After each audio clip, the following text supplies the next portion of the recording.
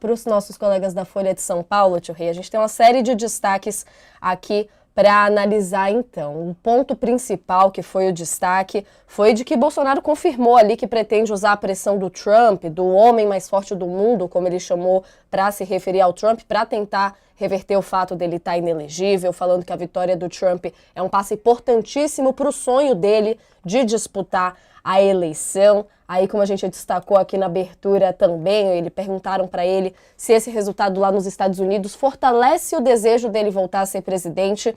Aí foi que ele soltou essa frase, dizendo que ser presidente é uma merda, eu não sei como é que eu cheguei à presidência, aconteceu, dei o melhor de mim. Estava preparado? Não estava. Apesar de 28 anos de parlamento, quando você vê aquela cadeira lá, você cai para trás. Agora a minha pretensão é a de voltar. Eu tenho um sonho de ajudar o Brasil. Aí ele fez uma série de comentários nesse sentido. Aí teve um momento também que fizeram uma comparação entre a situação dele e a do Trump. Então ele comentou que quase tudo que acontece lá acontece aqui. Citou a situação do Capitólio, dizendo que de todas as maneiras estavam tentando botar a situação do Capitólio na conta dele, do Trump no caso, e aí ele falou aqui, lógico que ele é uma pessoa de uma diferença enorme em relação a mim, foi presidente de um país muito rico, fantástico, tem boas amizades com todo mundo, o cara é bilionário, enfrentou perseguição, eu aqui me esquivo. Aí continuou falando um pouco mais e dizendo ali num tom de eu sei o meu lugar perto dele,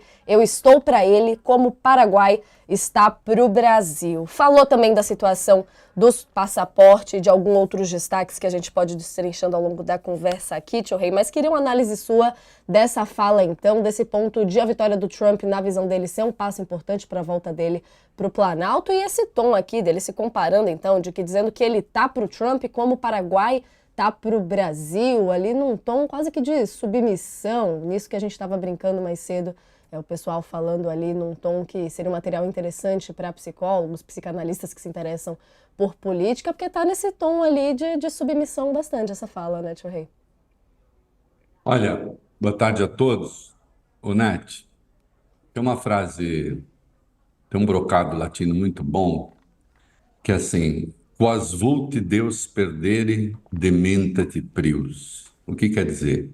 Aquele a quem Deus quer pôr a perder, começa por lhe tirar o juízo, né? A primeira coisa da perdição é, na verdade, a perda do juízo. É uma entrevista absolutamente insana, né? Não há uma linha que preste, não há um único conceito que faça sentido, nada, né? O Bolsonaro tem uma coisa que não deixa de ser curiosa, né? O Oscar Wilde, sendo injusto com as mulheres, ele não era muito fã da turma, né? Ele disse que as mulheres eram esfinges sem segredos. É, evidentemente, uma mentira, né? Talvez seja a esfinge com mais segredos da história. Agora, o Bolsonaro é uma esfinge sem segredos. Ele se expõe, né? Eu não sei, quer dizer, eu sei, eu conheço os advogados dele. Não sei se essa é uma entrevista que os advogados falaram: olha, vá lá, dê entrevista e fale essas coisas e diga esses absurdos. Porque, assim, o auge da maluquice da entrevista é quando ele diz que vai pedir o passaporte para ir à posse do Trump, né? Vai ser no dia 20 de janeiro. Aí ele diz o seguinte: será que o Alexandre vai ter coragem de negar o passaporte para ele e comprar uma briga com o homem mais poderoso do mundo? Será? Não? Então, na cabeça dele, o Alexandre negar o passaporte, e vai negar, né? Até porque eu acho que a situação dele até lá se complica ainda mais, porque eu antevejo aí para meados desse mês a conclusão de inquéritos sobre os atos golpistas, e certamente haverá o pedido de indiciamento do próprio Jair Bolsonaro, né? Ele vai se complicar um pouco mais. E isso ainda não são aqueles inquéritos em que as ações golpistas dele, em particular, são investigadas fora do âmbito do 8 de janeiro propriamente, que tem o inquérito das fake news, tem inquérito das milícias digitais. Então, você imagina um investigado que está com seu passaporte retido dizer que o Poder Judiciário vai se submeter à vontade de um chefe de Estado estrangeiro, porque estaria com medo desse chefe de Estado estrangeiro e diria assim: puxa vida, nós não podemos contrariar a vontade do homem mais poderoso do mundo. Agora, dessa vez, então, as coisas ficaram realmente muito ruins para nós. É uma sandice, mas é de uma delinquência intelectual espetacular, né? Eu já disse aqui, não existem gradações para o impossível. Impossível é impossível. Passou uma linha, pronto, é impossível. E o impossível não tem grau, né? Ou é impossível, não é. Já era impossível, ainda que o Congresso venha ou viesse, eu acho que aí o mais correto é usar viesse, né? Ainda que o Congresso venha ou viesse a aprovar o PL da anistia para os golpistas e a anistia para ele próprio, de que ele fala também, né? A minha anistia tem um prazo certo para tomar certas decisões. Acredito que o Trump gostaria que eu fosse elegível. Ele que vai ter que dizer isso aí. Mesmo que tivesse conversado com ele, não falaria. Você imagina, então, o Trump decidindo a anistia dele, né? O Trump decidindo em lugar do judiciário brasileiro. O quê? O Alexandre teria coragem de negar o passaporte? O que o Trump vai fazer? Vai mandar aqui, vai pegar o. Perguntei hoje no artigo. Vai mandar o porta-aviões George Washington para cá para prender o Xandão, para prender o Supremo Brasileiro?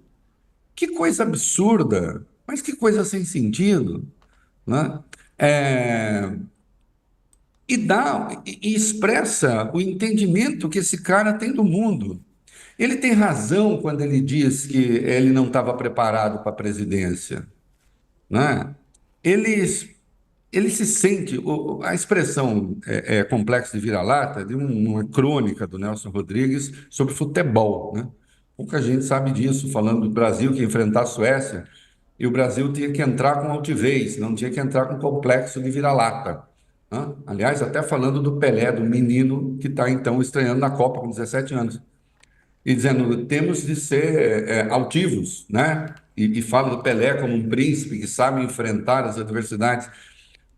O, o Bolsonaro tem o próprio complexo do vira-lata. Eles, não, o Trump gosta de mim, e você vê que ele tem assim aquele prazer do ser inferior, que se sente admirado por alguém que ele considera inatingível, inalcançável. É um traço importante para o divã de analista, né? Aliás, eu estou fazendo o programa numa sala originalmente destinada a ser um divã um dia.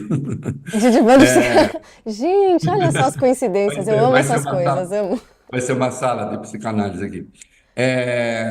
Então, ele é o próprio vira-lata que se sente inferior e depois ainda agride um país vizinho, um país amigo, né? Eu estou para ele como o Paraguai está para o Brasil. Quer dizer, ele se sente subalternizado, subalterniza, se me permitem, um outro país, né? E coloca o Brasil como um mero caudatário, como um rabicho de decisões que os Estados Unidos tomam, porque afinal de contas, se acontece lá, acontece aqui.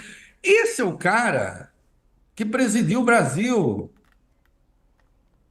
E veja, o resultado, aquilo que ele fez, demonstra quem ele é de fato. Foi com esse espírito que ele fez.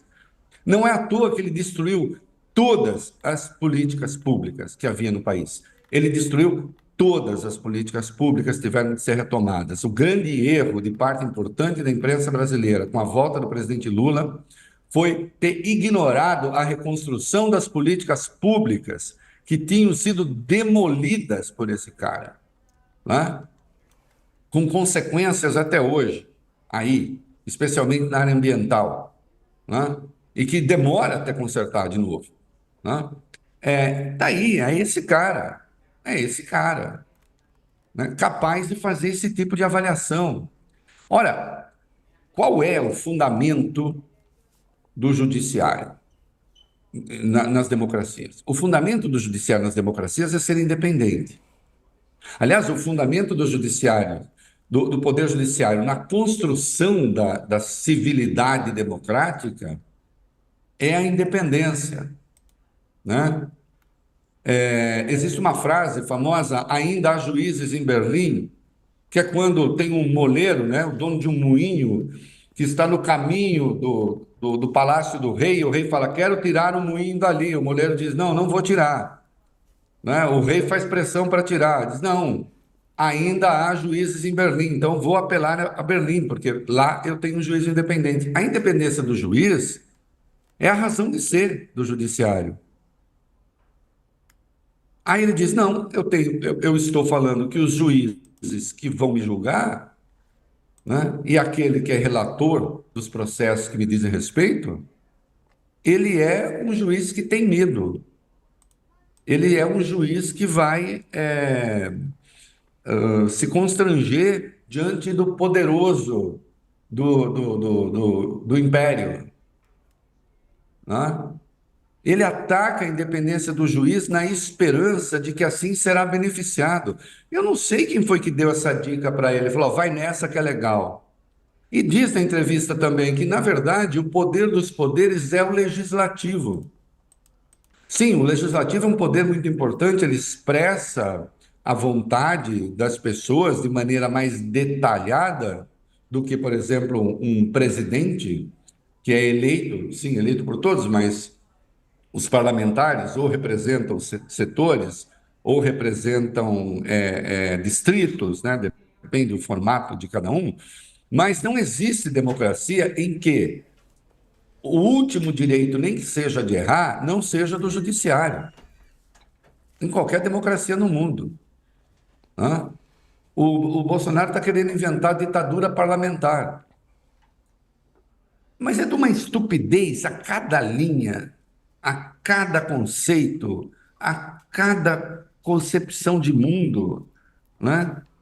Não existe absolutamente nada que preste numa entrevista como essa, em que ele só se complica.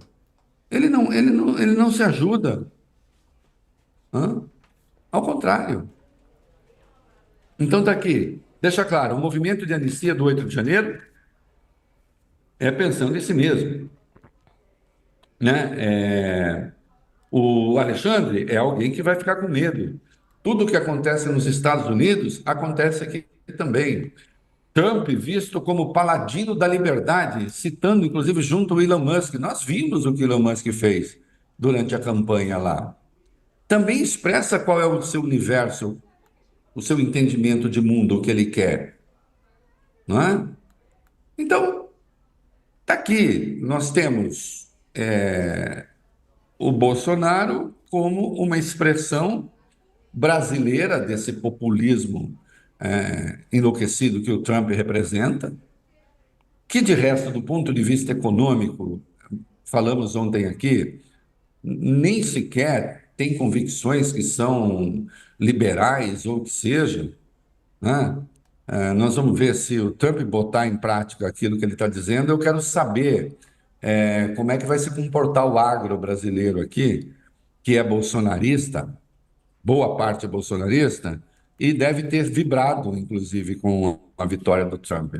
Né? Dizendo: ah, sim, esse sim é bacana, olha lá, ele gosta de arma, ele gosta de não sei o quê. Eu quero saber como é que eles vão reagir quando houver sobretaxação dos seus produtos. E a quem vão apelar, se é o Bolsonaro, se é ao Trump ou, eventualmente, ao Lula, porque tem mais 2 anos de mandato e o Trump vai ter que colocar em prática as coisas que ele disse. Ele prometeu pôr tudo em prática, né? Então, é um delírio, é uma insanidade. Dizer o quê? Né? Aqui no Brasil, talvez fique um recado da própria eleição que queremos. Cumprimento das leis, Estado democrático de direito, não da boca para fora, mas na prática. Qual o Estado democrático de direito? Das deportações que Trump promete? O da perseguição à imprensa, que ele diz que vai fazer? Da perseguição aos adversários, que ele também disse que vai fazer? Quase tudo que acontece lá acontece aqui. Lá teve o capitão. Petróleo, que teve mortes. Tentaram, de todas as maneiras, colocar na conta dele. Como tentaram colocar na conta dele? Ele ficou ao vivo, no ar, incentivando a invasão. Faz pouco mais de uma semana ele disse que aquilo foi um ato de amor. Não é que tentaram colocar na conta dele, está na conta dele. Na conta dele, Trump, o 6 de janeiro, assim como o 8 de janeiro, está na conta de Bolsonaro também, né? Porque não teria acontecido sem que ele organizasse a resistência à decisão democrática. Ele se orgulha de ter sido o último a ter reconhecido o governo Biden.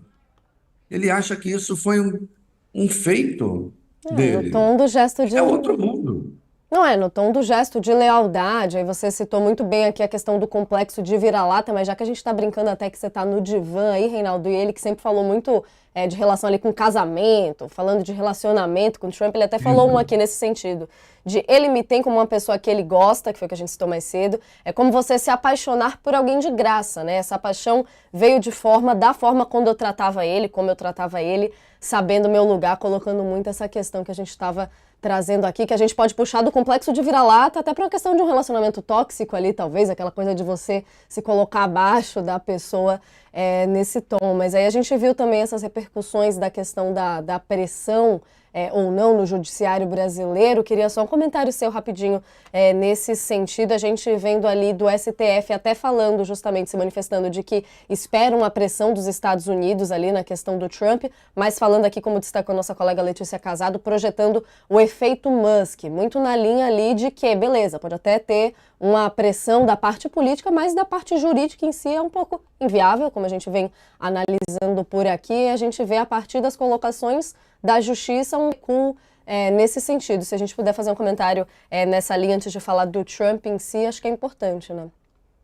Olha, sem contar que até eu, por exemplo, só tive. Ele falou se apaixonar de graça. Eu quero dizer que eu sempre me apaixonei de graça.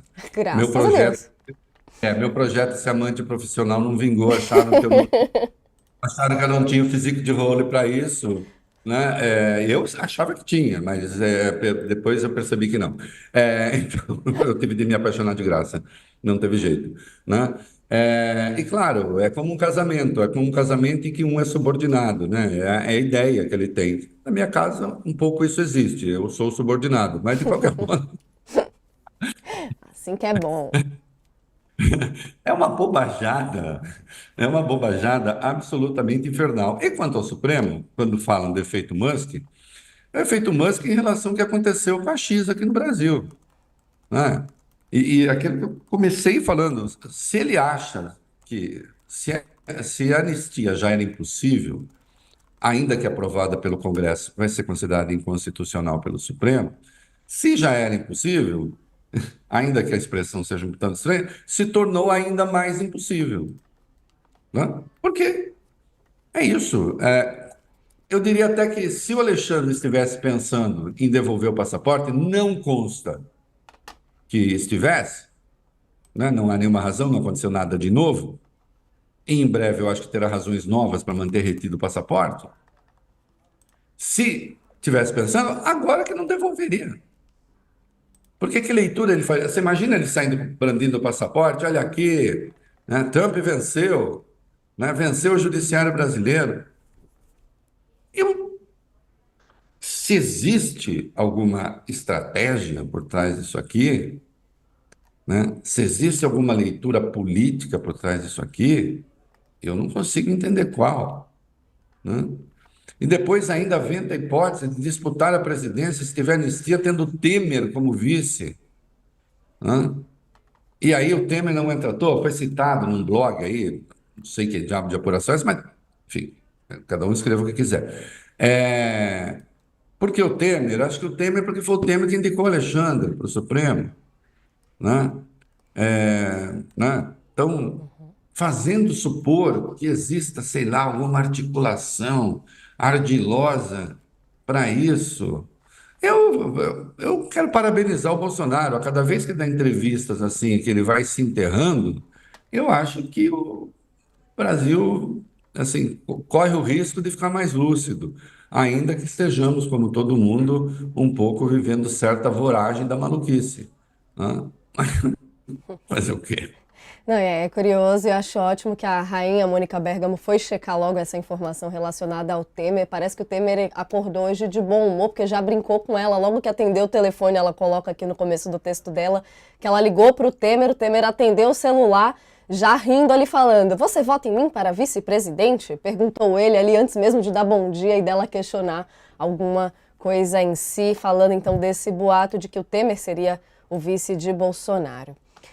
É o clube, né? Continuando por aqui, tio Rei, ainda